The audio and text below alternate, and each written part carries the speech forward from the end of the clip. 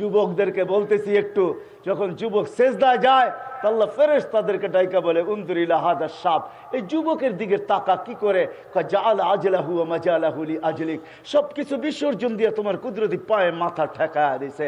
তো আল্লাহ চিৎকার দিয়া বলে হাদা আবদি হাক্কা, প্রথম পুরস্কার এ আমার পারফেক্ট বান্দা। দ্বিতীয় পুরস্কার ইন্নী উবাহি বিহিল মালাইকা, আমি ফেরেশতাদের উপরে, তোমাদের ফেরেশতারা তোমাদের উপরে এই যুবককে নিয়ে আমি গৌরব করি। বলো বলো যুবক, এর চেয়ে বেশি মর্যাদা তোমাকে কে দিতে পারে বলো? দুনিয়ালারা অতক্ষণ দিবে যতক্ষণ তুমি চামচ থাকবে, ততক্ষণ রাগ হো না, তোমাদের পায়ে হাত রাখি। তোমার সাথে স্বার্থ যতদিন আছে অতদিন তোমাকে দুনিয়াওয়ালারা পুজবে, মর্যাদা দিতে পারে, স্বার্থ শেষ তোমাকে জিজ্ঞাসা করবে না। ওই মালিক তোমাকে দিতেছে মর্যাদা, দেখো কতটুকু দিতেছে। শুধু এইখানেই শেষ না, ফেরেশতাদের উপরে গৌরব করে না। যখন সুবহান বলে যুবক চিৎকার দেয়, সুবহান মানে আল্লাহ পবিত্র, আল্লাহ ডাকে সাড়া দিতে দেরি করে না।